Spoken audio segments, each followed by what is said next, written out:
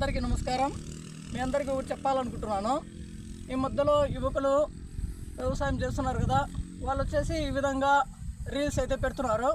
చూడండి, ఈ విధంగా అంటే వ్యవసాయ పనులు ఇప్పుడు వరి నాట్లు మొత్తము వేసేసిన తర్వాత ఒక యుద్ధంలో గెలిచినట్టుగా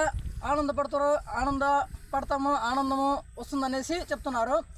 అసలైన యుద్ధము ఎప్పుడంటే ఒక రైతు గెలిచేది ఇప్పుడు పంట కూడా ఇప్పటికైతే ఇందులో ఒక 30% పని అయిపోయినట్టు, ఇంకా పంట కూడా మంచి దిగుబడితో పండి అలాగే ఆ పంటకు కూడా ధర కూడా అనుకూలంగా ఉండి అమ్ముడుపోయినప్పుడు మనము పెట్టిన పెట్టుబడుల కంటే కూడా మనకు ఆ పంటల నుండి లాభం వచ్చినప్పుడే అప్పుడే ఆ రైతు యుద్ధంలో గెలిచినట్టు.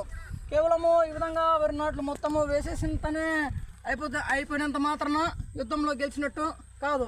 ఇప్పుడు చూడండి, మొత్తము సుమారుగా ఈ సంవత్సరం అయితే 5 ఎకరాలు అయితే వరి పంట అయితే పండిస్తున్నాము. ఇప్పుడు ఈ ఒక్క నార్మడికాయ అయితే ఉంది. ఇది కూడా రేపు శుభ్రం చేసేసి టిల్లర్ కొట్టించేసి ఇంకా ఎద్దుల ద్వారా మాంతోలేసి ఈ నారైతే పీకిచ్చి నాటేస్తాము. ఈ విధంగా కేవలం ఈ పనులు అయిపోయినంత మాత్రము కాదు.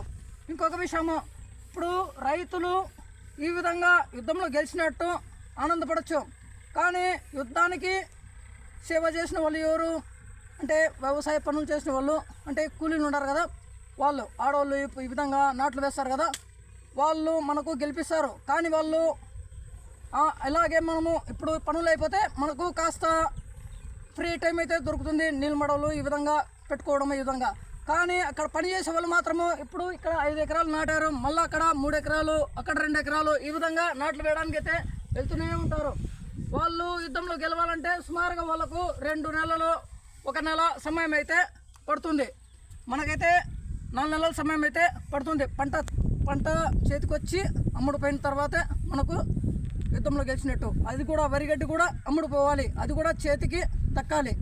అప్పుడే అసలైన రైతు విజయము సాధించినట్టు, యుద్ధంలో గెలిచినట్టు. ఓకే అండి, బాయ్. ఇక కాస్త పని అయితే ఉంది, చేసుకొని